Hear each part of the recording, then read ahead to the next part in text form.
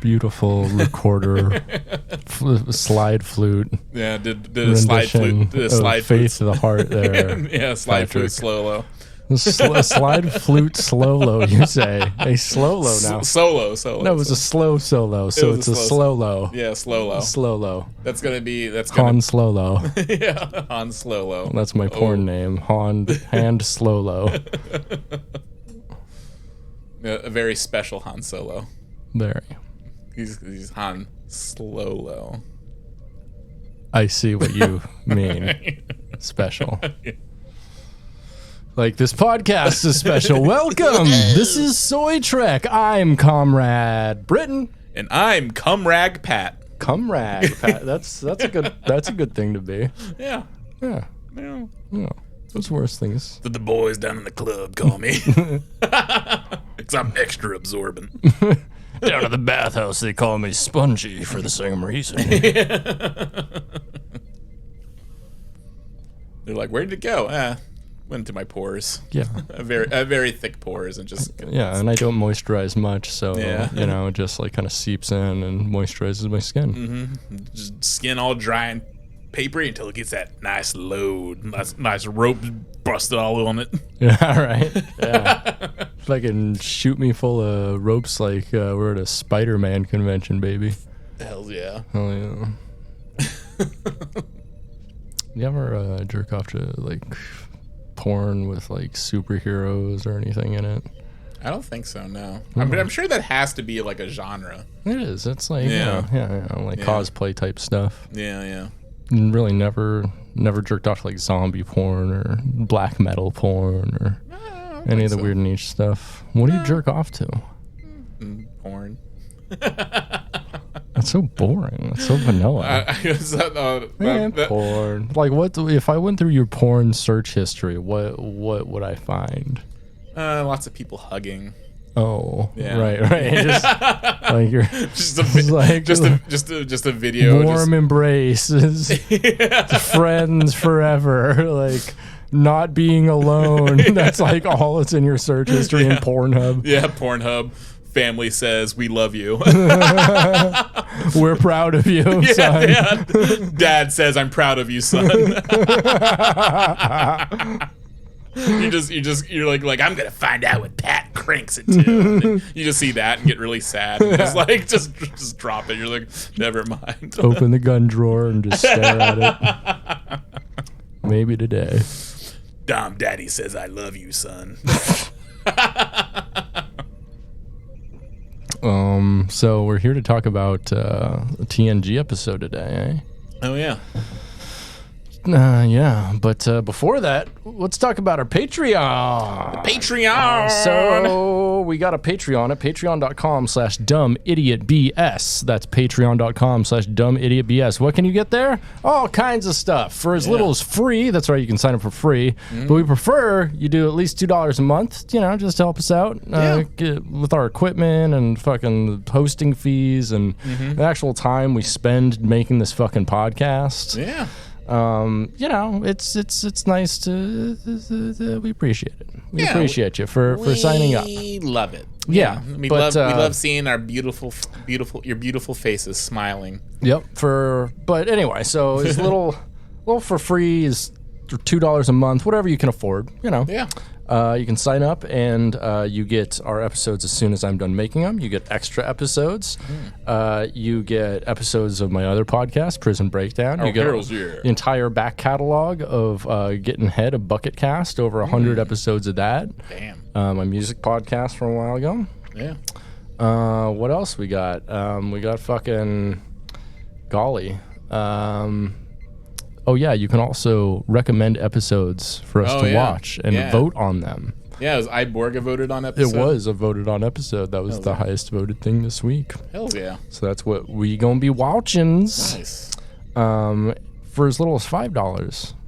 You're a producer of the show, and we say thank you to people just like Dylan Lance, Jordan Hale, David Craning Seitz, D. Gursky, Jor Moore, Tim Wilkinson, Sam Mayo, Kyle Simmons, PJ Hale, Shane Sawyer, Gillian McCrary, SFC Punk, Roberto Molina, 7 of 9, James Hartman, Iggy, Abigail Simpson, Shane Williams, Roberto Yolito, Electric Baphomet, Joanna Hearn, Nick Savard, John Simcox, Atcher Pliskin, Skeptic, Shane Sawyer. I already said Shane Sawyer, sorry. Nova, Jose Martinez, Ben Tronick, and our good friends over at the Bruce Campbell Podcast. Oh, yeah, those names get longer every day. They do. Yeah. People be signing up. We've been making some revenue, and which reminds me, we actually do have to pay taxes on it because we've made I think it's if you make over $1,200 on it, you have to pay taxes. So son of a bitch. I'll probably let you know, but there might not be Patreon money for a few months because of that. We'll see. Damn you, Uncle Sam. Yeah, Uncle Scam. Yeah, Uncle Scam. Uncle Scamula. The United Snakes of America. Oh, you got him. Yeah, but we'll see. Hopefully it's not too much. Yeah. Mm-hmm. Yeah. Just hard-working podcasters. Yeah, right? Can't even make a living no more. Right? But you know what else I do? I run the Media Dungeon. Oh shit, you do. For $10 a month, and there's actually a slot opened up on this. Oh, hells yeah. So you can still sign up for $10 a month to get the Media Dungeon. Nice. Which is my media server on Plex, which has over 17,500 films, I think. Almost 1,500 different shows. God damn. More than Netflix, more than Hulu, more than all those stinky stinkers. Yeah, fuck Prime, fuck Hulu. And I got cool stuff that doesn't really exist anywhere. Yeah, that's true. I've got some fucking rare shows. I keep up to date with good shows. Yeah. Right now I'm keeping up with Fargo, and I'm keeping up with The Curse. The Curse is good. Uh-huh. Yeah, I've noticed a lot of people saying it's becoming too unwatchable for them because it's so uncomfortable. Yeah, I love that. I don't know, I think that last episode, when Whitney is talking. I haven't watched the most recent. Oh, okay, never mind. Oops. Yeah, don't spoil it for our audience either. Yeah, it just makes you feel bad. Yeah, I bet you just feel sorry for everyone involved. And Emma Stone, she definitely needs an award or something. She's very good in it. She's very good. I've been hearing good things about her newest role in Poor Things.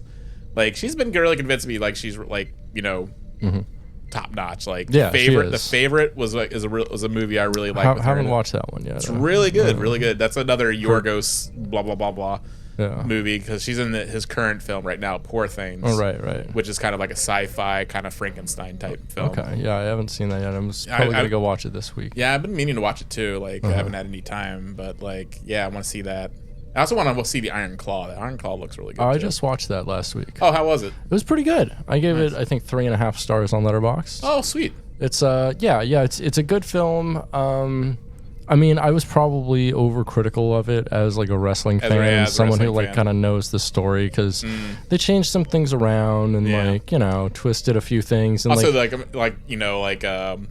Efron and the bear guy, they seem like they're 5'7", in the Von Erichs were 6'5" or something. Fucking dude, but Zac Efron, kudos to him. He put in the fucking work. Yeah. The thing is weird though is Zac Efron got way buffer and had way more of a body transformation than the guy he played, Kevin Von Erich, ever did. Really? Kevin Von Erich didn't ever get that buff, I don't think, which is crazy. Yeah. So Zac Efron took it almost a little too far with how much he transformed himself. I guess because he's not that tall, he has to look physically imposing somehow though. I guess so, yeah. So it's even because he doesn't have the height, he has to bulk up. Yeah, he was really good in it though. Nice. He was very good in it. I've heard nothing but good things about it and has people I like in it. And I'm okay, I want to see Iron Claw and I want to see Poor Things. I missed out on Godzilla -1. I haven't seen that yet. Right. I want to see Monster as well. That's supposed to be good. I think it's a Japanese or Korean film. Okay. Yeah, it's all good things, but you know what? They'll eventually make their way to your Plex server. They absolutely will. Yeah. For $10 a month. Yeah. Also, I noticed you put Dream Scenario on there. I did. Yeah. The new Nicolas Cage one. Yeah, I haven't seen that yet. I'm probably gonna watch it when I get home today. Yeah, I just updated it with a bunch of new award season films. Hells yeah. Yeah. Dream Scenario seemed really good. Have you watched that yet? Not yet. No. Go check that out. So $20 a month. What's that get you? That gets you merchandise. Merchandise. From the merchandise. defunct defunct now, soytrek.com. So all of the stuff that I have and all of the new stuff I'd be making too. Yeah. You'll get a cut of all that, you know? Oh, yeah. Which is a great deal because like I send you like a shirt a month, which like I sell shirts for $25 with shipping online. So $20 a month, you pretty much get a shirt or something more every month. Mm-hmm. That's a great fucking deal. If you like my merch, you know, that's a great deal. So that being said, go to patreon.com/dumbidiotbs, sign up. And thank you to everyone who supports us. It helps keep us editorially neutral and ad free. I mean, I think we always were just, saying whatever. Right. Even when we had fucking like Tim Hortons fucking ads on the podcast, like we're just and, like, bank ads. We're just like, stick your dick in a Tim Hortons. Go to the drive-through and just yell a racial slur. Yeah, just be like, just do the Tim Hortons challenge where you go through the drive-through and then the drive-through worker sees how many donuts they can fit on your erect penis, and however many donuts can fit on there, you get those donuts for free, motherfucker. With the purchase of a small coffee. use the phrase soy trek at purchase to get that deal. Yeah. Just yell the phrase soy trek at purchase. Stick your erect dick out the window and be like soy trek.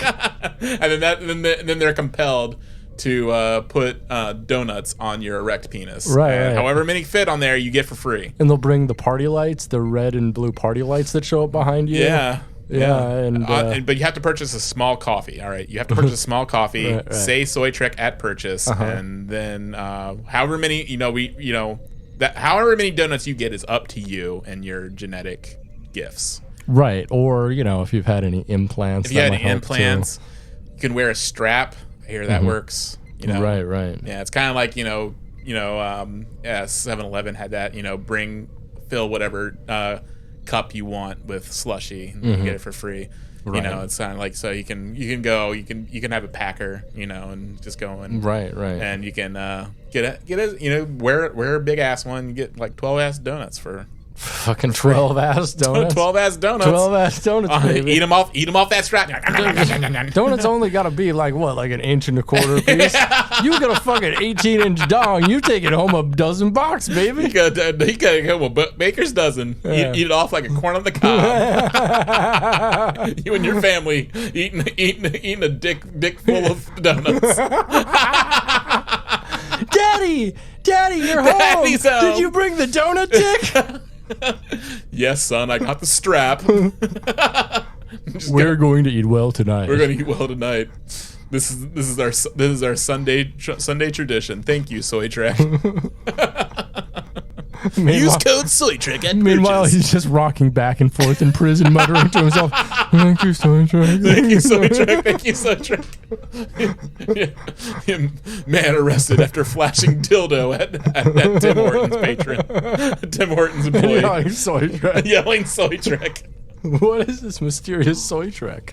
We did Google searches and found nothing. Found nothing. Just a couple of Star Trek obsessed terrorists. Yeah, that's our jihad. That's our jihad. Yeah, jihad implies like an H-hod. I-hod, J-hod. I-hod. I-hod, the International House of Jihad. Yeah, the International House of Jihad, yeah. Yeah. If you could open International House of anything, what would it be?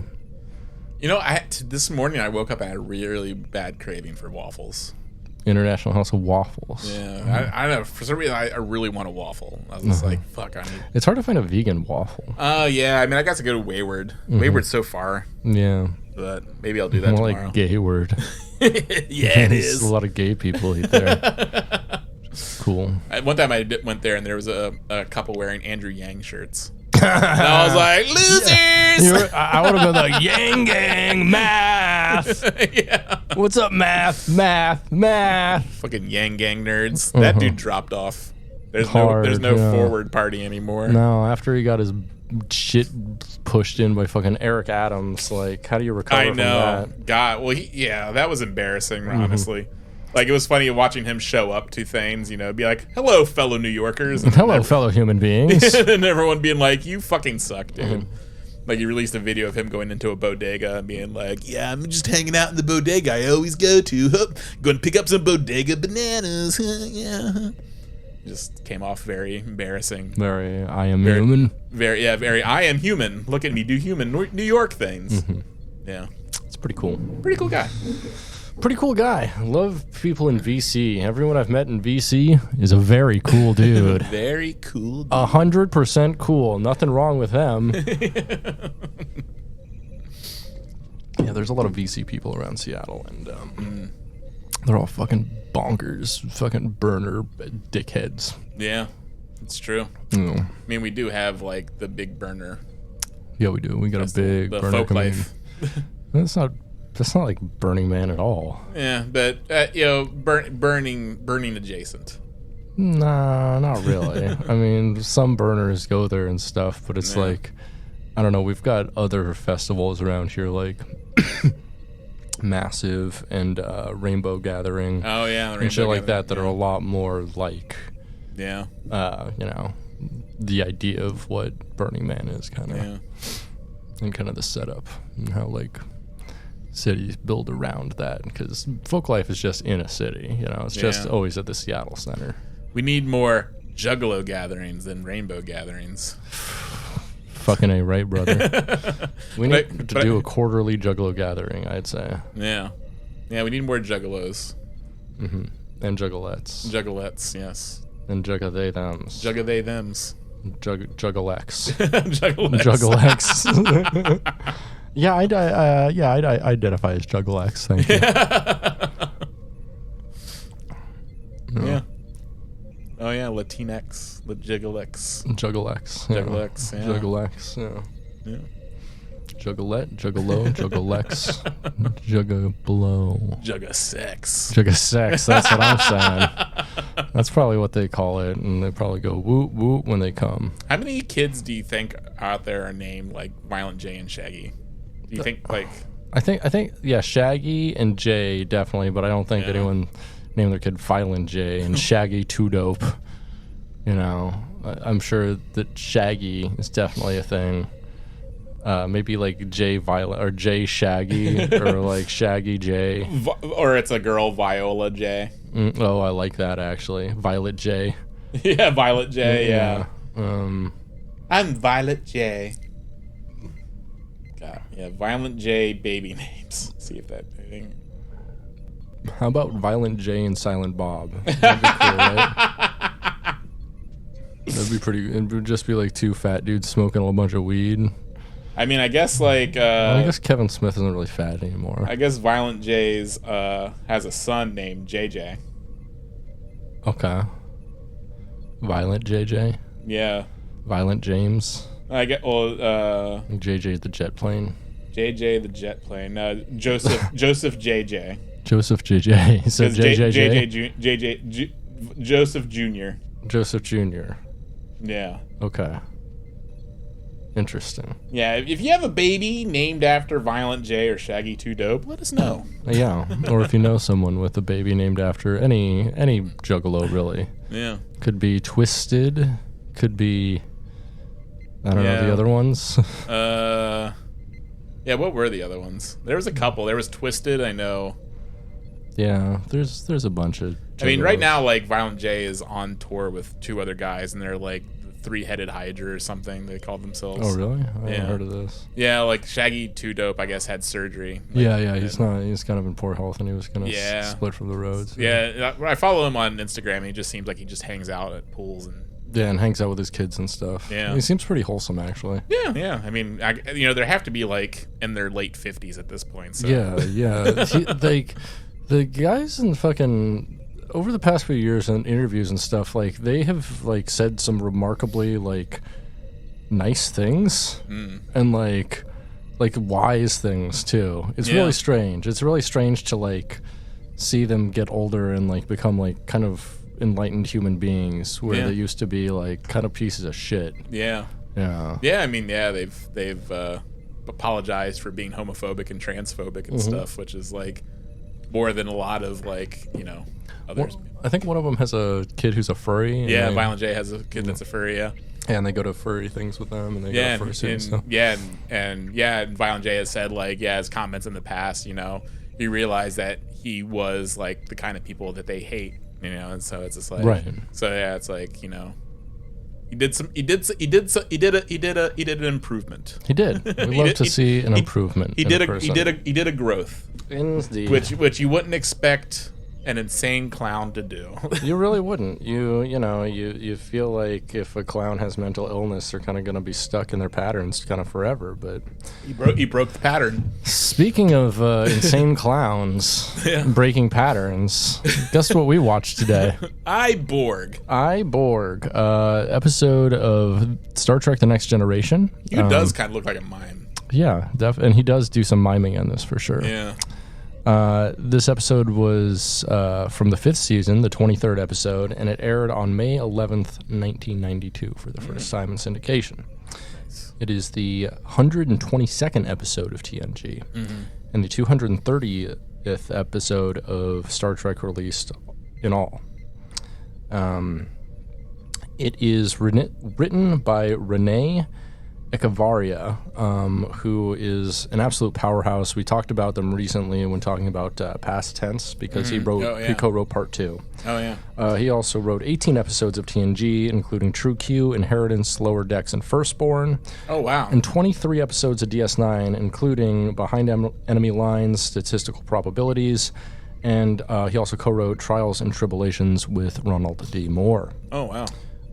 This episode's directed by Robert Letterman, who's mostly known as an editor for Star Trek, editing a combined 128 episodes across The Next Generation, Deep Space Nine, Voyager, and Enterprise. Damn. He also has 3 writing credits, including DS9's Improbable Cause and The Assignment, along with Voyager's Nightingale, the one where Harry is offered command of an alien ship for saving them. Oh, nice. He also directed TNG's Force of Nature in his only other directorial credit. Oh wow! So even today, that's his only. He does like assistant director work on movies and stuff pretty often, but yeah. Okay. Yeah. You want to jump into this bad boy? Let's jump on into this motherfucker. All right, we open on a captain's log. Captain's log, stardate 4585454.2. The Enterprise is charting 6 star systems that make up the Argolis cluster, an area being considered for colonization. On the bridge, the crew are talking about the beauty of the system when Data picks up energy readings from within, self-repeating and of an unknown pattern, from the 4th moon of the planet, which is capable of supporting life. Riker thinks it might be a distress signal and calls some shots, with Picard just sitting right there. It's Picard's bridge, and Riker's like, all right, I got this. Don't worry. Boom, bam, boom, and Picard just sits there and doesn't say shit. It's crazy. Yeah, I guess, it's just like, life signs on the moon, this is beneath me. Yeah, it's like, this isn't captain shit. This is first mate shit. Yeah, wake me up, number 1, when we do something cool. Yeah. Wake me up when there's pussy involved. Never mind. I'll smell it and wake up from recalling, what was it? Was it Sex Trek 5? The one with the smell? I don't think I watched that one, did I? No, we watched 4. I don't know. It doesn't matter. It doesn't matter. We watched a bunch of them. So that could have been the one that I could not hear anything, so I have no idea. That's fair. So down on the rocky styrofoam and paper mache planet, Riker, Worf, and Crusher beam down, and Crusher picks up 1 weak life sign. They pull back a panel from where it's emanating from, and guess what it is? It's a motherfucking Borg. It's a Borg. It's a motherfucking Borg. It's a Borg. Yeah, opening credits, 2 minutes and 5 seconds. Very, very fast cold open here. Very fast, yeah. Mm-hmm. Right to the point. Right down to the damn So point. when we return, Riker calls Enterprise and tells Picard there's 1 badly hurt Borg down on the planet. Picard is palpably disturbed and tells everybody to get the fuck out of there. Yeah. Data says there's no other Borg activity in the area. Back down on the planet, Riker is on Picard's side, saying that they should get the fuck out since Borg usually collect their dead. Crusher says he's not dead yet. and then pulls out her phaser. No. Yeah. Crusher wants to treat him in some way, but Picard says any evidence of their being there will alert the Borg, which Crusher says, hey, it's too late now, baby. Yeah. Well, they're already been alerted, baby. They're compelled to help him. Mm-hmm. It's what humans do. Yeah. Worf wants to kill it because he's just a dog. Yes. No, we should kill it now. I'm like, don't. Which he's not wrong. I mean, looking through, like, actually, now we can see, like, the entire history of the Borg. I mean, they all die anyway. That's true. Like, it's just like kind of funny thinking about how, revisiting this, especially after Picard, and it's just like, yeah, I mean, they all are wiped out eventually in very long and very prolonged, painful way. Yeah, through both Voyager and through Picard. And there's a lot of stuff there. Yeah, and also given, like, how Borg are treated, especially, in, fucking First Contact. When he fucking just goes ham on them. And he's just like opening fire on them with a machine gun and just like and killing them left and right, and and Picard, clearly hasn't learned anything from this episode because he's just like, kill them all. Yeah, he's clearly over his fucking trauma with Locutus and shit. Yeah, shooting and shoot like the one, the one guy who's like who gets infected but is still human. He's just it's too late for him now. Too late for him. Kill him now. Well, yeah. So Picard is reluctant, but says security measures must be taken before they beam the Borg on board. He calls Geordi and tells him that they need to cut off the Borg's contact with the rest of the Borg collective, and Geordi says he's on it. Mm-hmm. Back on the planet, there's more Borg, but they're all dead, 4 of them. Picard tells them that they're going to beam the Borg to a detention cell, and Picard goes to his ready room to jerk off. But Crusher's like, no, we have to go to the med bay. It's just like, yeah. Are you insane? Yeah, that's not a great idea. So we're in Picard's ready room, and we get Come. And Counselor Troy walks in and tries to do some psychology on him. But he insists he's quite recovered from his experience from Best of Both Worlds. Yeah, he doesn't need any therapy. He's above that. He fought his brother in the mud. He fought his brother in the mud, and now he's fine. Yeah. And the events of Best of Both Worlds happened about 2 years ago in universe. Season 5, yeah. And this is at the end. This is also at the end, basically the end of season 5 too. Right. Yeah. So yeah, it's probably a year and a half, 2 years since that happened. Picard tells her he appreciates her concern, but it's misplaced.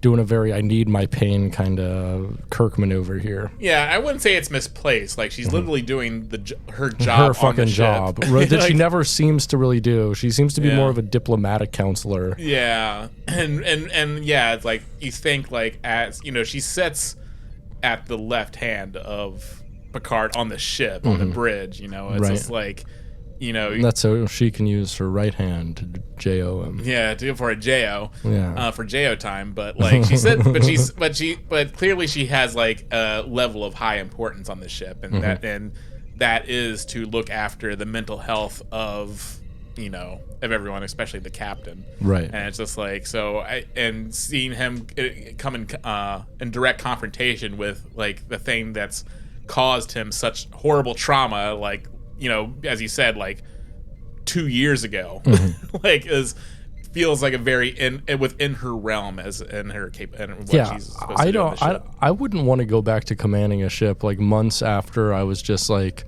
not only kidnapped but made a different being. Yeah, and like have your hand cut off, presumably, and have your fucking like brain rewired into a collective consciousness where you always hear the thoughts of others. And as we know from fucking Picard, they fucking made a sperm Borg. Yeah, he's making little Borgs in his sack. So he's got extra special fucking micro Borg sperm. Yeah, so he got fucked up, and it is kind of funny that they. Especially after Wolf 359, like they allow him to even return. It's so fucking weird that the Borg thought of that, because the Borg don't like reproduce like that, but they were just like, oh, we must do something about his balls. Yeah. We are Borg. We are Borg. We must do something about Locutus's balls just in case. just in case it comes in handy like 20, 30 years from now. Who knows? Just in case we need an easy excuse to have a Borg storyline 30 years from now. Micro Borg sperm. Which is just, come on. I'm not a fan of that story part, but whatever. So, Picard is convinced he's doing the right thing, bringing the Borg aboard. Troy offers her services if they're needed and leaves. In detention, Crusher is... They never talk to her again. Nope, that's it. She's got her paycheck for the episode. Yeah. In detention, Crusher is treating the Borg. This is a Geordi, Picard, Guinan, Crusher episode. That's it. The other people are I would even say it's definitely leans more on Geordi later on. Yeah, it does. But Crusher, it definitely leans on Crusher in the early part being like the moral compass of what's going on. Yeah. Which is great. And given she needs to be like the devil's advocate when it comes to like, advocating for like the individuality of this Borg and like, the Hippocratic Oath, having to care for him and stuff. But also, I mean, she has to be not the devil's she has to be the devil's advocate because she has to advocate for herself because all gingers are the devil. Yes. Yeah. Absolutely. Yeah. But like it's just like she does kind of go about it at a kind of almost naive, like it's like that voice of dissent should exist in this kind of situation, saying like, about like this Borg's personhood and like. Well, we haven't even gotten there yet, brother. Making sure that he gets medical care, but it's just like, but she wants him to go right to the med bay. Yeah. Something that can infect the whole ship and fuck everything up. Yeah. Like they're basically like Borg are basically a virus. They're like a walking macro virus, and so it's just like. You don't want that thing just like loose on your ship, loosey goosey. Yeah, and also they don't know. It could also how they know that the Borg can't like play tricks, like because what they plan on doing with this Borg later on this episode. Who's to say the Borg didn't think of doing the same thing to them, like have them accept the Borg onto their ship and it's actually like a fucking bomb. Right. So it's an interesting idea. But which is, I mean, I guess kind of what happened in Star Trek Picard season 3. Yeah, exactly. Yeah. So, in detention, Crusher is treating the Borg. He's still unconscious and suffered massive internal hemorrhaging. Some of his chips are fucked up and may need to be removed, but Picard says they're dependent on these and he may die if she does that. Picard asks Geordi if he can reprogram the Borg, and Geordi isn't sure. Picard says if they get to the root command, they could make the Borg into a virus, send it back, and disable the entire Borg. Basically, biological warfare versus the Borg, which is kind of like what Janeway did in a way. Yeah. Yeah. So. Yeah, exactly. Like, they just like, they're like, there's like all this moral, like, moralizing of doing this on this episode, and then Janeway just goes and does it. Yeah. Yeah, it's pretty cool. Pretty cool. So, in the conference room, Geordi says if their plan goes well, they will fuck up the Borg fucking big time. Data says that they will be annihilated, which Crusher says is maybe like a war atrocity. Yeah. Which Picard and Riker disagree with. We're at war! Yeah. Picard does some dehumanizing of the Borg, and Crusher is incensed with this.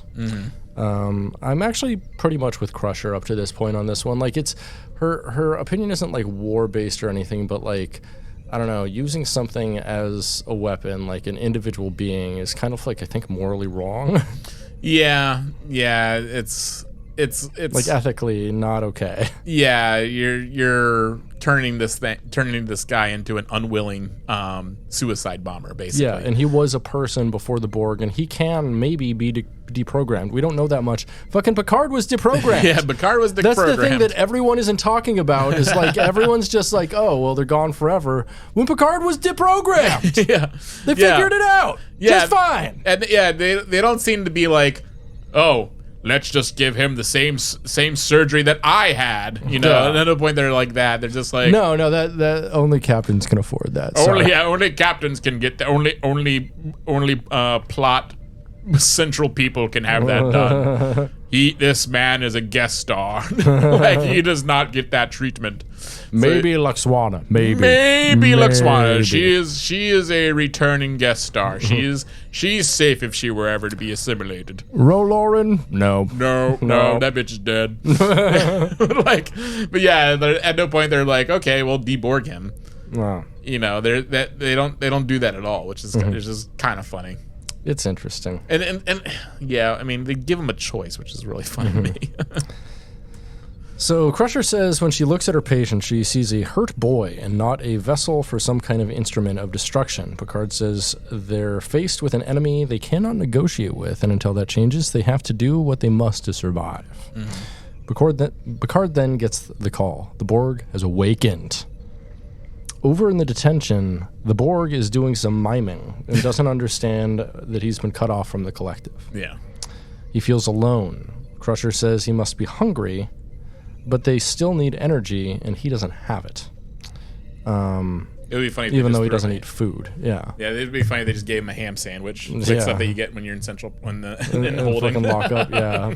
I remember when I was in lockup one time, they gave me it was a cheese sandwich, but they didn't bother to unwrap the Kraft single in there, so I bit into it, and it was just like plastic. Very cool. Very cool. Very cool. So,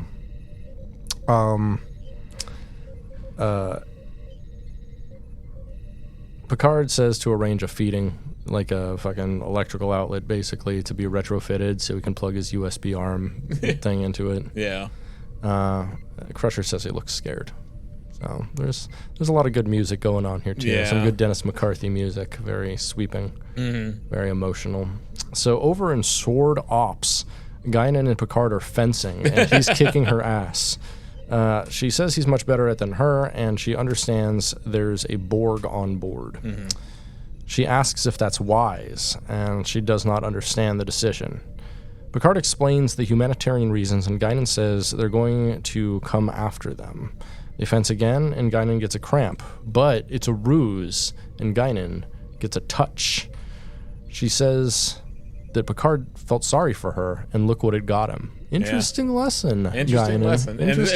And it is funny because it's complete opposite of what Guinan usually stands for. She's like, kill the fucking Borg. Yeah, she's like, Borg. You gotta kill that motherfucker. No, she's like on Worf's side here. She's like, kill it now. Yeah. I mean, it makes sense because all Elwarians have been like destroyed by the Borg. Yeah, they've been decimated, but it's also just funny considering like how she's usually like the voice of reason. And the voice of but she's got her trauma too, baby. She's got her trauma too. So I think this is an interesting Guinan episode because it's like one where she is, it's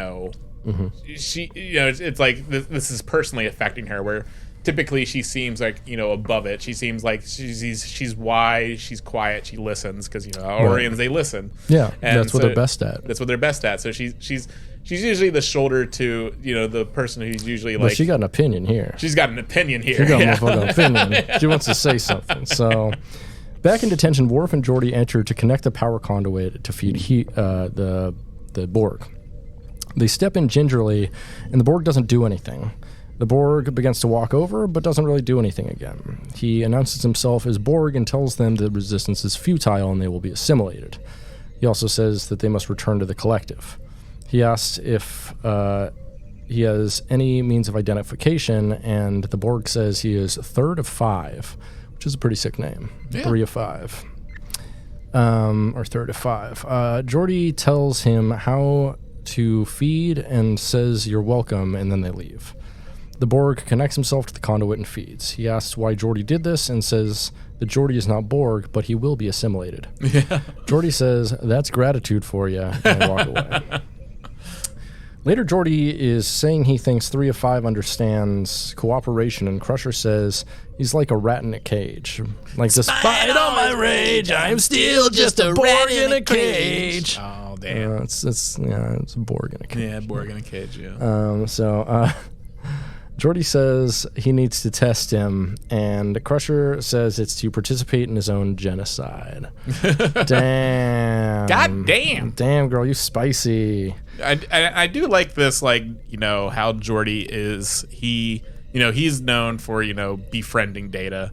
Yeah. And, and he shows that he has like an understanding of the humanity of like mechanical things. Yeah, no, definitely. And of AI. So yeah, it makes sense that he is the point person for this Borg. Also, like, it's funny, like Data doesn't really do much in this episode. Not at all. No. Yeah, not at all. He kind of just like does readings on the bridge and he just kind of reads. Yeah, but this is a great Geordi episode, and also very in touch with his character. Absolutely. And I was also rewatching this. I was reminded, just like it seems like Patrick Stewart basically stole all of LeVar Burton's like story beats. Because he was the one in the movies, and like also in Picard season 1, and he had the Hugh moment. And he had the Hugh moment, and he also had like it was the also data moment. The Data moments, and like which all belong to Geordi, really. Yeah, like the Data is Geordi's best friend. And Hugh is also Geordi's best friend. like they're both like, those are two people that were closely associated. Like whenever like it was like, people doing stuff, on the bridge, it was always like Data and Geordi hanging out. They were always paired together because they're best friends. Right. And like especially throughout the entire series, because they do the holodeck thing with they have multiple fucking Sherlock episodes. Yeah, they have multiple Sherlock episodes, because like there's a bunch. Also, especially during the series, like Picard always maintained that sort of professional distance with everyone on the ship.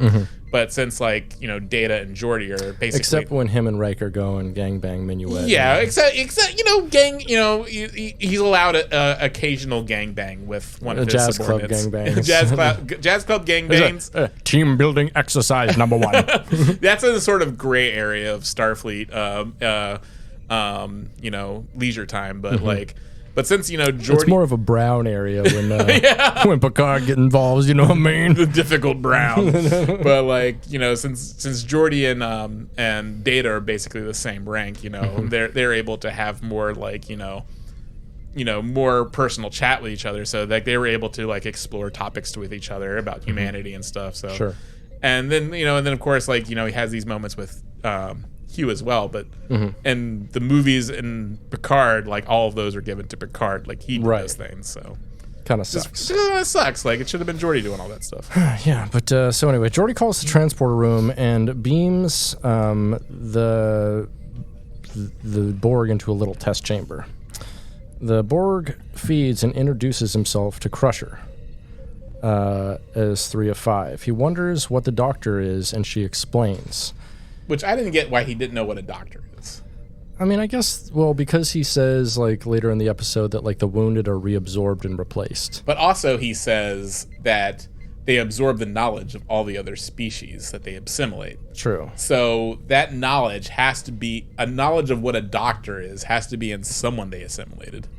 Yeah, true. So it's just like, he would be but like... it's a concept that they reject, I guess, that they understand but reject. Okay, and but so I it's not really in their subroutines because they don't need to know about it because it's not part of their culture. Okay, and it's part of a cultural thing that they want to override. Yeah, I still feel he would know what it is intellectually, though. I don't know. He'd be like, doctor, repair of meat or something like that. But I mean, that's the thing is, though, they share ideas and stuff, and process ideas, but it doesn't mean they like keep them all in their active memory. Okay. I think like the greater collective is for greater memory, and past that they pass subroutines and things that are more vital to the actual running of what they do, because like just overloading them with information wouldn't do them any good. They just need to know their basic commands and what they have to do like as part of the collective. Keeping all that knowledge in would be detrimental to them because it's like it's not useful. What's the point? Yeah, it's not useful to him. Yeah. Right. They don't need to. Yeah, which is why they like disregard like everything that's not part of their objective. Yeah, that's true. So, Crusher explains healing to the Borg. He asks if it is their duty to heal, and she agrees. The Borg says that they will be assimilated, but Geordi says first they need to ask a few questions. The Borg asks their designations, and Crusher introduces their names as Crusher and Geordi. 3 of 5 asks if he can have a name, and Crusher's like, yes, I am Crusher, and you, and Geordi's like, Hugh. that's a great name. And so he chooses Hugh. His pronouns are Hugh, him. Baby name, he's like, what is my last name? Hefner. Hugh Hefner. G. Dick. G. Dick. Hugh G. Dick. So later, Crusher and Geordi are testing Hugh on spatial acuity, and he's killing it. It's his prosthetic eye, which is a holograph imaging system, which is obviously made out of, like, something you get out of a vending machine. Yeah, it's definitely like, one of the things that you, like, the little things in the capsules that are just like, exactly. They're really like, cool holograph top or something. Those were fucking badass, though, back in the day. Like, I like, did you ever have those one toys where it's like they had the hologram inside their chest? Like it was part of a cartoon. Oh no, that sounds cool. Yeah, it was a part of a cartoon where they summoned like something out of their chest, like there was a hologram, and then like they could summon it and it became real. That was a pretty cool. Sounds pretty cool show. So later, Crusher and Geordi are testing Hugh. He's doing really well because of his eye. Geordi has to see it, and Hugh just gives it to him. Yeah. And this is the titular eye in Borg. Oh. Yeah, that's why they call it Borg, is because he takes off his eye and he's Borg. Okay, see, I thought it was spelled I, letter I. It is, but they misspelled it. Oh, got you. So Hugh repeats that they will be assimilated, and Crusher asks if he knows that they don't want to be assimilated. Yeah. Hugh says in a roundabout way that he's lonely. Hugh asks what will be done with him and when the tests are completed, and Geordi says that he will be sent home. Mm-hmm. By the way, I'm working on a virus to kill you and everyone you care about. Oopsie daisy. Oopsie daisy. It's actually just a shape, but we'll get into that later. Yeah. I'm working on a new shape for you. Ooh, a shape. It's kind of like a Rubik's Cube that'll really blow your mind. This is funny because, doing the shape testing is basically like testing what shapes will kill them. Like he's just like, I'm having fun doing this shape game. Yeah. And they're like, yeah, we love this shape game too. All right, this shape will kill them all. It'll drive them insane. So, in 10 Forward, Geordi's sitting there with Guinan. And he says creating the program was easier before he humanized Hugh, and Guinan doesn't love this train of thought. Which is, again, a very weird thing coming from Guinan. Yeah, and Guinan says he's the second person to refer to him like a lost child that day. Because Guinan, for some reason, was in the fucking staff meeting earlier, even though she's the bartender. Which is why do you bring the bartender to a staff meeting with just the senior bridge staff?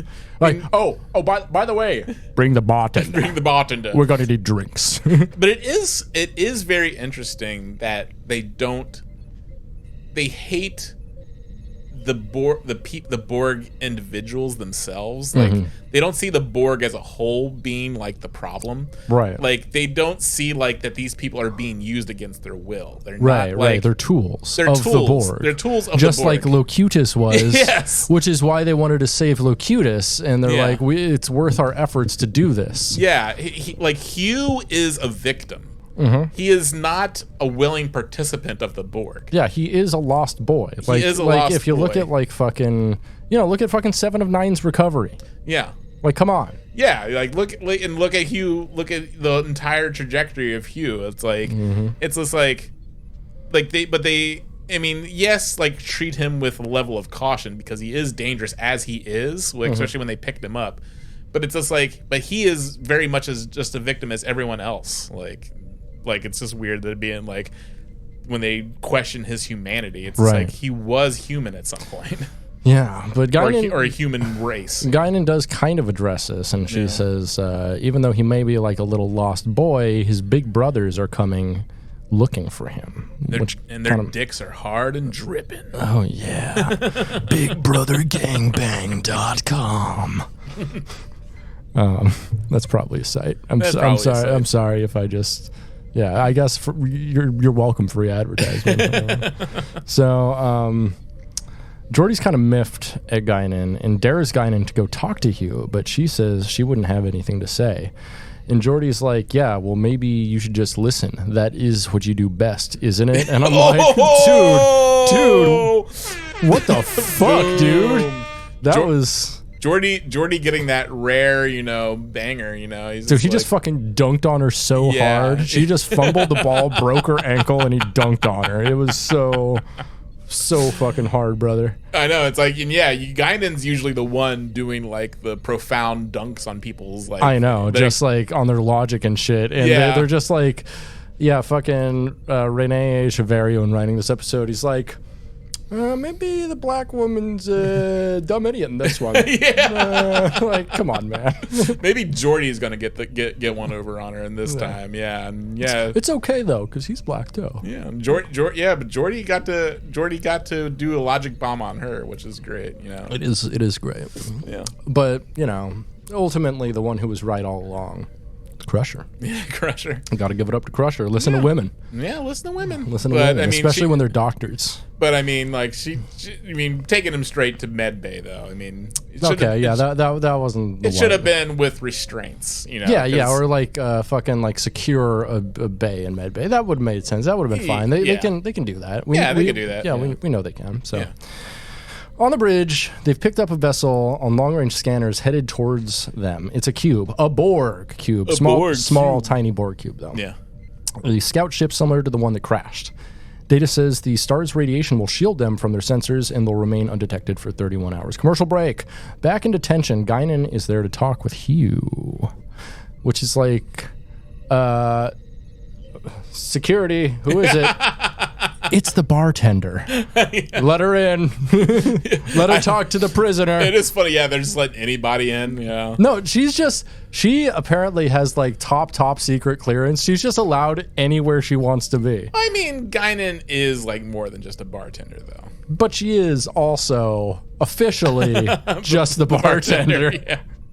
Yeah, she can't call shots. She has no power on the ship. She doesn't do anything except for tend bar and talk to people. She's like an unofficial like therapist or like talk therapist. Yeah. I mean, she is like Picard's off the books advisor. Yeah, and which he needs because it's like when he wants a dose of reality. He goes to Guinan because when he wants a dose of like ancient wisdom. Yeah. It's just like because she usually has it, except on this episode. Yeah, because she doesn't see him as captain. Like he has no authority over her. Like they're equals, and so right. She's known him technically for hundreds of years. Yeah, so she's able to give him certain insights that his staff cannot. So. Mm-hmm. But it's just like, but still, it's by his staff, you mean his penis, right? Yes, his penis. But it's just like, but she has no official standing. She's a bartender. She's a bartender. Yeah, she's a fucking bartender. Straight up, that's it. That's like, I love Guinan. She's great, but she is. The bartender's gonna sit in on this top secret meeting. We're gonna talk about the war plans. Call the bartender. Make sure she's here. Yeah.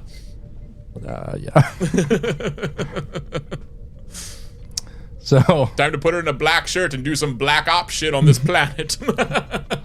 She's got the black ops juice that you drink and it does black operations. Yes.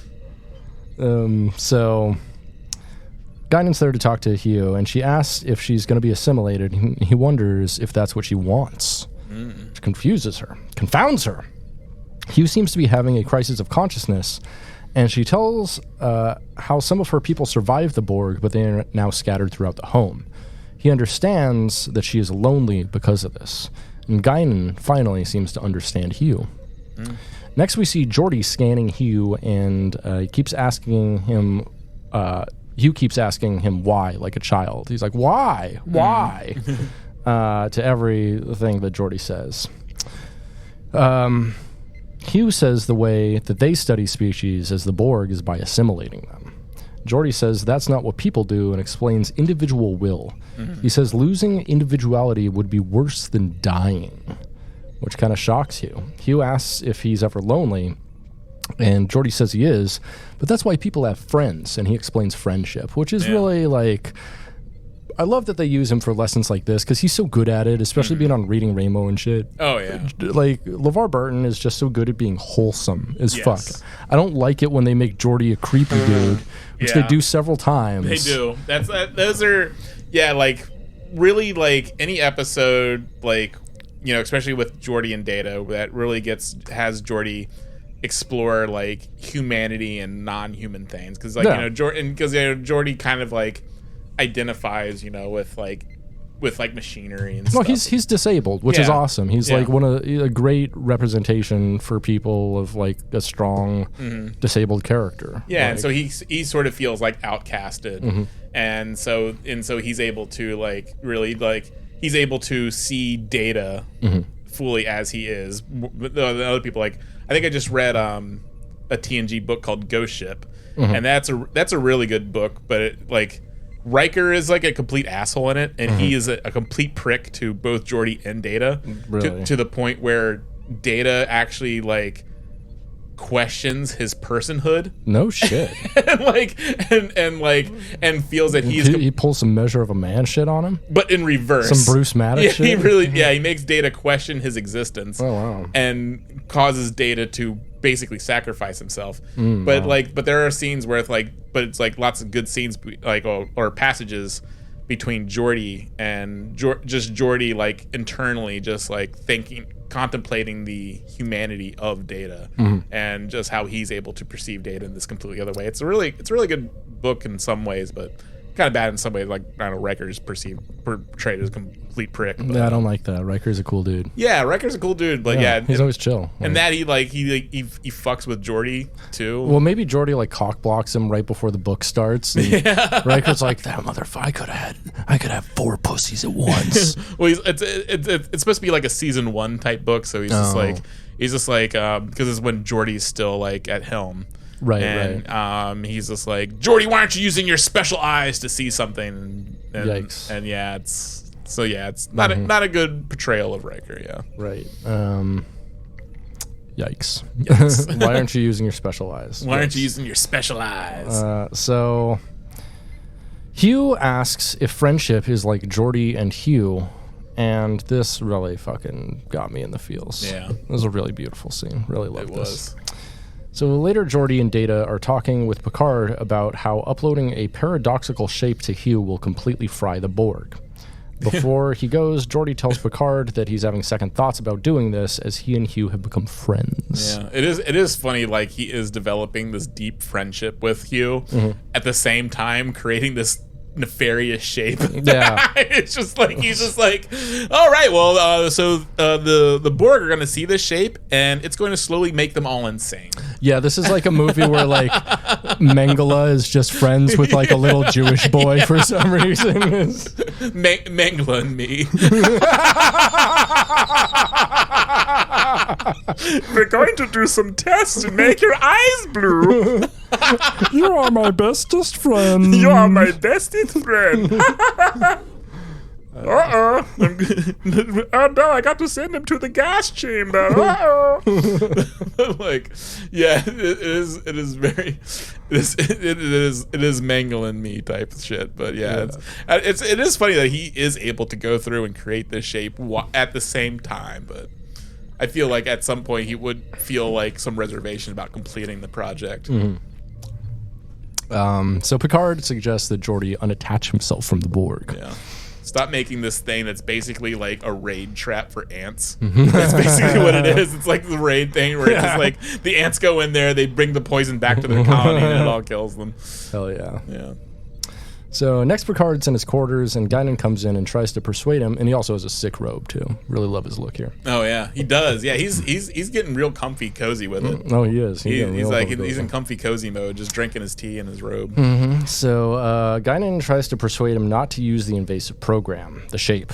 She tells him that she talked to Hugh and she has her doubts, but Picard hasn't talked to him yet.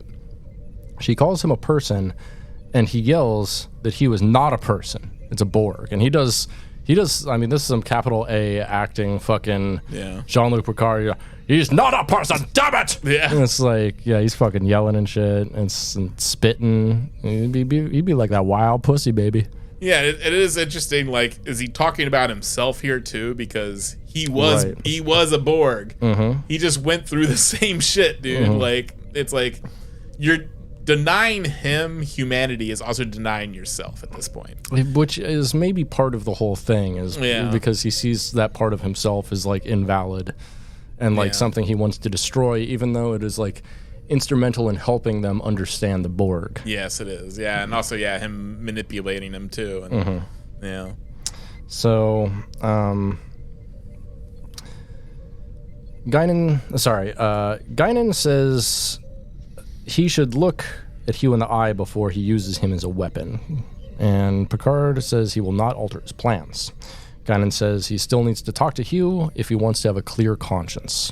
It's also fascinating they don't pass this plan up to Starfleet Command at any point. That's a good point, yeah. Like, it's just like they're doing like this decisive action against the Borg with no approval from Starfleet Command. Maybe they're way... Well, I mean, they are beyond the sensors, remember? Because they're in that star cluster that makes them invisible to sensors and stuff. Yeah, because I feel like... So that's some plot armor that's actually pretty well written in. That's true. And but still, like, he still has to make this this report back to Starfleet. Like, he's not doing a Kirk here. you know, just like, modify, he's not. I mean, at this point, like, they're the only crew that have actually seen the Borg. So every time they fucking report back to Starfleet, they're like, did Picard fuck up again and like just blame it on like the Borg? Because I don't think these things exist. Exactly. But it is like up until, well, I guess no. Wolf 359 they do, except that the Borg do exist. Yeah, but it is interesting. Like, it's going to be like he has to like fill this report into Starfleet Command. Be like, well, we had a Borg. We fit him with this nefarious shape that was going to kill them all. But he was just too darn cute, and I decided against it. Yeah. And it's just like, wait, what? Like, we hoped that the idea of individualism would spread, like the writings of Ayn Rand. Yeah. So we actually, instead of giving him the nefarious shape, we gave him something even more nefarious. Atlas Shrugged. Oh God, you guys are sick. But yeah, it's just like I wonder what Starfleet Command's like. Reaction to this, because like, wait a minute, you had a Borg, you could have ended this this war with the Borg, like you could have saved millions of lives, like on the side of the Federation, but you decided not to because the Borg was too cute. Because they're completely removed. They don't know how cute the Borg is. I know they don't. They haven't they haven't seen him with Geordi and shit. Yeah, they haven't been all shucks. He's so darn cute. Like he's human. They're like, wait, no, we're seeing this from this perspective of a tactical perspective. Like you could have like really done like some serious damage to this horrible enemy of ours that's doing like that.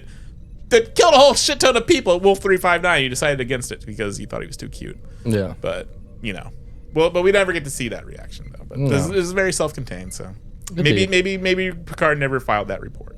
Maybe not. We don't know. We don't know for sure what they file and don't file. We do know we're pretty sure that like Kirk never told anybody that they dropped off the fucking Khan and his people on that planet. Oh, by the way, remember Second Hitler? Yeah, we had him, but we just let him go have his own planet and forgot about him. Yeah.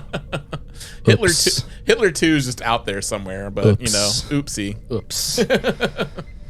So in Picard's ready room, Worf transports in with Hugh, and Worf leaves. Hugh recognizes Picard as Locutus. Picard's like, yes. He says that he's from a primitive civilization trying to incorporate themselves into the Borg, and asks Hugh to identify himself until he does so as 3 of 5 and not Hugh. Picard says they are to be assimilated, and Hugh seems confused, saying resistance is not futile.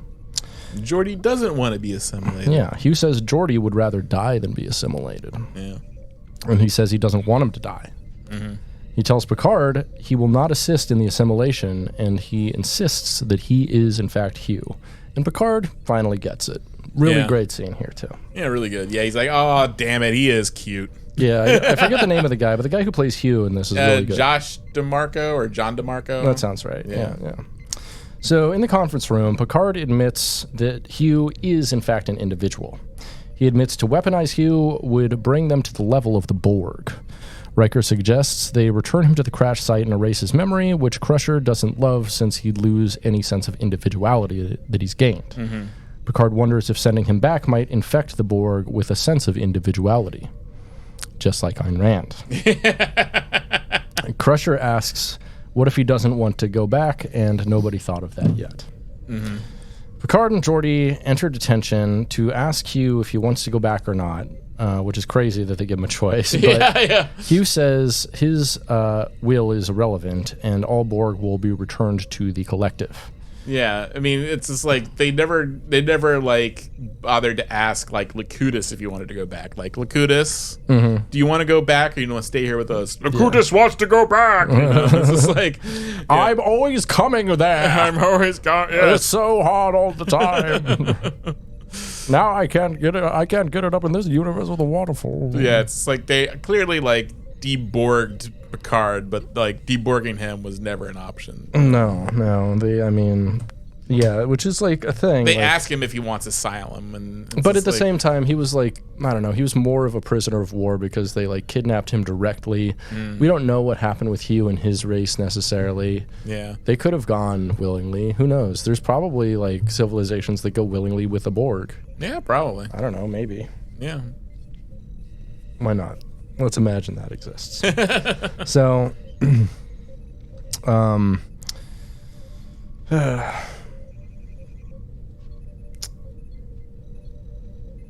Hugh chooses to stay with Geordi, but it is too dangerous because the Borg will come for them eventually. He requests he be returned to the crash site. In the transporter room, Picard gives everybody the plan to hide from the Borg and get Hugh picked up, and Geordi wants to go with him, as it seems perfectly safe since Borg do not assimilate individuals. But also, it's just like they never say, like, we'll fight this small ship that's coming for you. Yeah, that was weird. They just beamed him down and, like, I don't know, like, then hid. And so, like, how long was Geordi on this planet after Hugh left? Unclear. Yeah, like a long time probably. But I don't know. But it's just like also like, you know, they're saying like, you know, it's like, you know, I want to stay, but you know, this ship. It's just like, well, it's only a scout ship.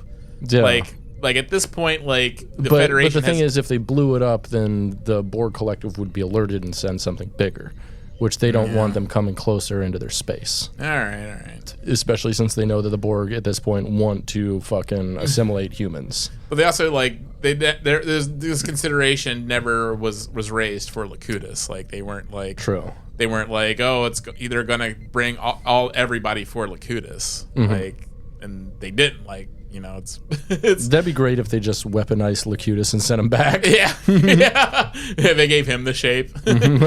Everybody, check this thing out. God damn it! The shape is killing us. Borg, I've got a new shape. Check it out. It's pretty cool. Oh, fuck. We are Borg. Yeah. New Shape Day is really cool. Yeah, New Shape Day is cool. It's always awesome when someone comes into work and they're like, hey, everyone, I figured out a new shape. It's paradoxical. It can't exist. Make sure you bite down on something because you're going to chew your motherfucking tongue off when you see this shit. This is going to blow your dick straight out your asshole. This is some Lovecraft shit right here. So, Picard says goodbye to Hugh, and Hugh says he does not want to forget that he is Hugh. This is really touching. Yeah, it's really sad. Like they're playing this up for tears. I mean, it's good that we get to see Hugh more, you know. But yeah, it's just sad to see them just like give up. I mean, they don't try to do anything. No, they don't have any sort of like. There's no boardroom type meeting, you know. It's just like where they're just like they're all meeting and like and discussing options to what they can do to like hide Hugh, like destroy like whatever's like, you know, right like the homing beacon on him, just make it seem like he's dead or something, like trick the Borg. Like, why not do or yeah, like keep him, I don't know, like make that like thing that you put around the fucking cell, put that around the whole ship, make that part of your shields. Yeah. And that way, like, you know, you can never send it. Yeah, and deborg him, and you know, and then leave like some sort of like proof of life enough for the Borg to make it think like, oh, okay, he's dead. Right. I mean, they did it with Picard. They later do it with Seven. They later do it with Hugh further, don't they? Yeah, I mean, Hugh later, becomes part of an entire like free Borg collective, like the X whatevers. Right. I yeah, it's just let's not ever. Down on the planet, Geordi guides Hugh to where they found him, and Hugh leaves willingly. Borg come pick them up. On the bridge of the Enterprise, they hide right in time as Geordi says his goodbyes to Hugh. The Borg beam down and retrieve Hugh with Geordi still there. They beam away the fallen Borg and leave, with Hugh giving Geordi a look as he beams away. Yep. Suggesting he still has his individuality intact. Yep. The end. The end. The end. What'd you think? Yeah, it was good. This is like a good Geordi episode. Like I love good Geordi episodes where it's especially like he's able to successfully argue like the personhood of like the cyborg. you know, he's able to he sees the humanity and inhuman things. Yeah. You know, and he was like, Data's greatest advocate, and he's Hugh's greatest advocate here. We get to see Hugh later, especially when Hugh's individuality infects the Borg, and they kind of go under Lore's thing for that one episode, and then we get to see Hugh later in Picard, but sans Geordi, right? Which sucks. Which really sucks.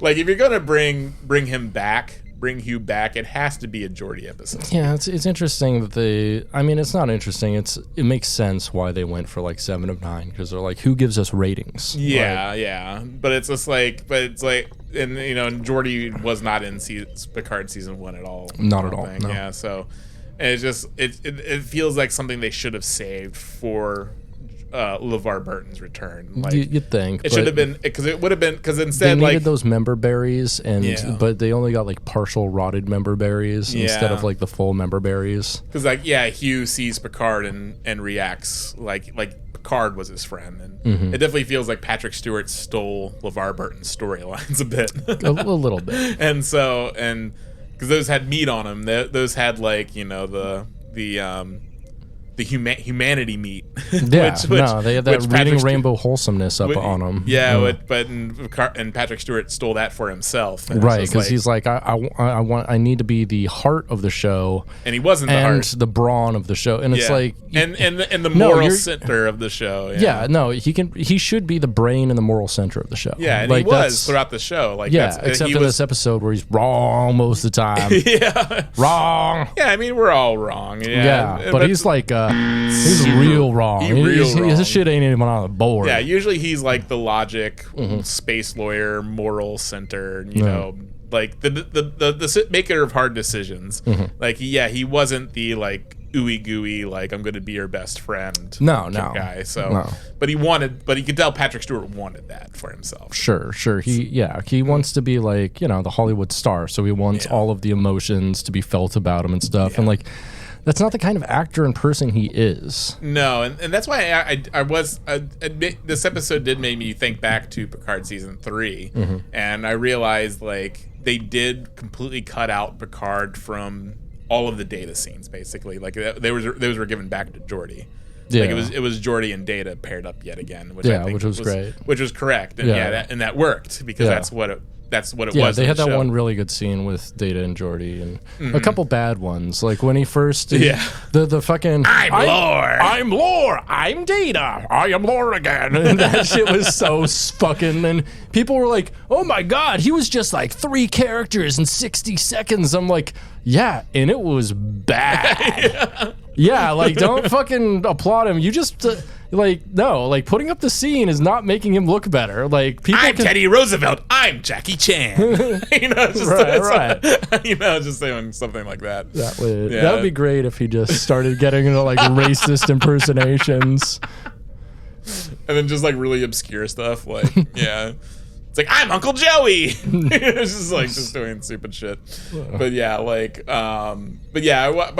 glad. But it was glad Geordi got those scenes with Data, but it would have been great, like a Geordi Hugh reunited. That would be really good. It would have been amazing. It would have been out of this world. Like, and I think that would have been way more touching. Especially like because they bring the original Hugh actor back. Yeah, or even Crusher too. Like Crusher too. Like it should. That's why like the Picard Guinan even like honestly they chose like. Picard's the last person that accepted his personhood. Yeah. He was like the last person. He's like, oh, okay, we won't make him into a suicide bomb. Fine. Okay. We won't give him the really cool shape that kills people. Yeah. Fine. Yeah. Like he was the very last person to like he's like, oh, take the kamikaze bomb off his back. Yeah, fine. And he didn't even bother to go see Hugh off. It was Geordi. Geordi was the one that was just like, I'm going to see you off. I'm going to make sure you get back to your people safely. Like, we are friends, me and Hugh, and so it's just like. The fact that he was completely left out of any of those scenes is kind of criminal, I think, in a way. Yeah. And just like rewatching this just reminded me of that. I'm just like, yeah, that was kind of fucked. Like, it is what it is, you know. Yeah. I don't put too much stock in Picard. It was kind of just a huge money grab and like a huge tax break thing. Kind of just like a soulless. It did feel really soulless to me in a way. Just kind of, three brought it back together. Honestly, like. Did. The finale of 3 was just really fucking good. Yeah. The rest of season 3, pretty much take it or leave it. Yeah. I thought they actually I don't know, if it would have been a better movie. Picard season 3 would have been a good movie, I think. It shouldn't have been called Picard. It should have just been called like The Next Generation. Yeah. It should. It should just been like it because the TNG was never the Picard show. Or honestly, The Last Generation. Yeah, The Last Generation. They called the finale. Yeah. Which, I like that name for the thing, too. Yeah, because, the show was never about Picard. It was always, like, an ensemble show because, it just... But ultimately, it was about two people. Well, one who was a Picard, but not with the last name. Yeah. Yeah, Jack Crusher Picard. Yeah. Crushard. Crushard. Yeah. But yeah, it should have just been a single season of all the original people, and just have that one last goodbye with Picard dying. Yes, Picard dying like a really triumphant fucking death. Yeah, give him the best death you possibly can. He sacrifices himself to save everybody. Yes. And so he is forever known as the hero of the fucking universe. Yeah. I don't care. Make him fucking the Lion for the next 50 Star Trek series. Because bringing him back makes it feel like, remember that one episode with the insane admiral who was old as fuck. Yeah. And then took going on one last trip, one last journey for revenge. And that's become Patrick Stewart. That's become Picard. Yeah. He's just returning against everyone else's will, and everyone was treating that admiral as this what is this fucking old bitch doing? Yeah, it's also kind of like Kirk in Star Trek too. Yeah. It's kind of a motif. Yeah, just these guys just having their cold, dead claws. Insane admiral fucking steals starship to fucking... No, it's the same plot for all of them. Yeah. Yeah. Just they can't let go. And it would be so refreshing if to just see them actually let go. Just be yes. It's all these old white men. Yeah. Fucking... holding on to something, not letting the other generations just have it and just continue on with their shit. Yeah. Yeah. That's definitely the message of Iborg. Of Iborg. Iborg was a sweet story. It was some good acting. They didn't have to spend too much money on sets or anything. No. The makeup was actually really good. I really liked the makeup direction for Hugh. Definitely the planet they land on has been used in a million other episodes. Oh yeah, it's all worn out paper mache at this point. Yeah, it's okay. Do Rocky Planet 3. Put them on that and. It just shows how Rocky Planet.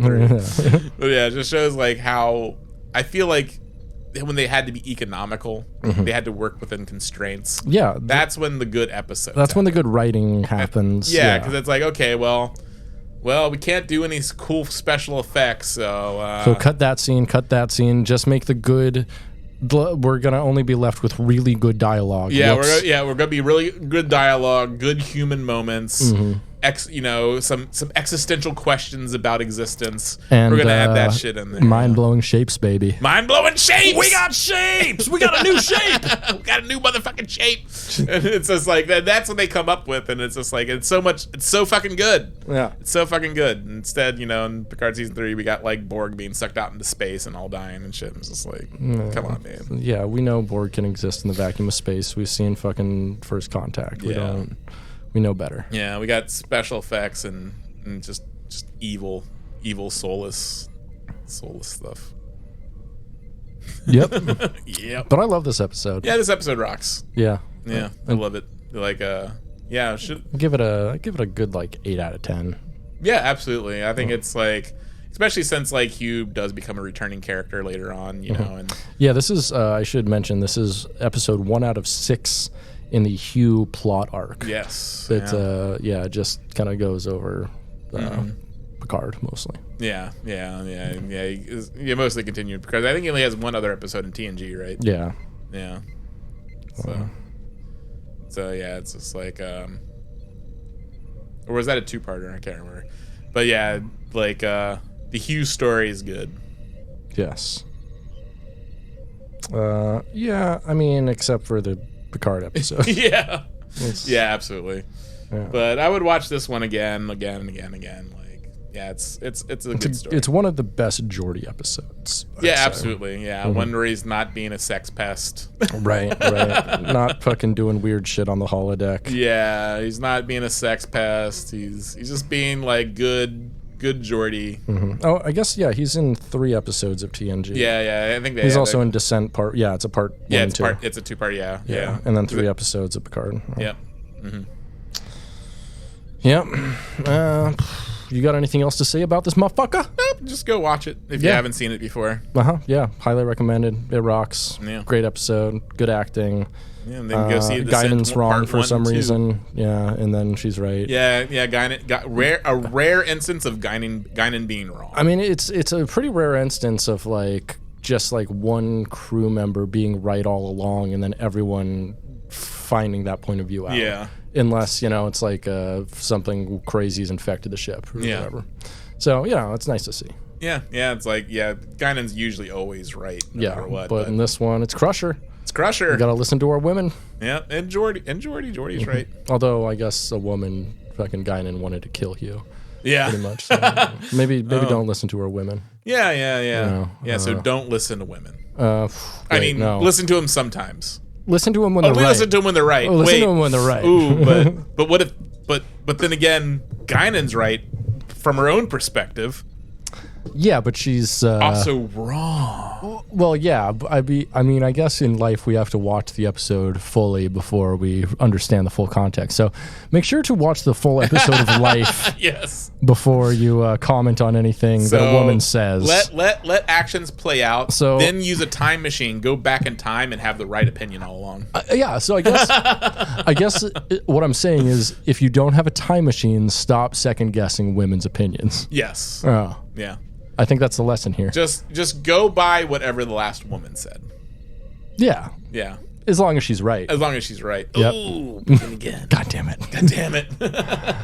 Well, that's probably a great place for us to leave it. Thanks for hanging with us, Soyagers. Be well, travel safe, and check out Borg. Check it out. All right. Thanks for checking with the Soy Boys, Girls, and Otherworldly Beings. Hang dong and shocker.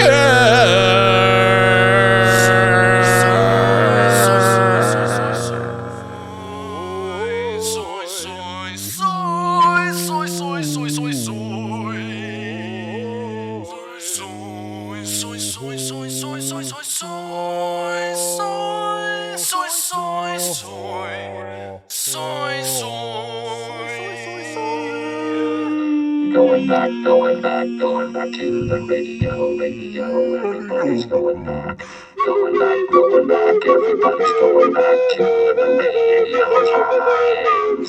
Everybody's going back to the radio times to commit more crimes. Everybody loves to do the crime. Everybody wants to do the time. Everybody wants to go to jail, 'cause jail has lots of soup. Jail has lots of soup. Jail has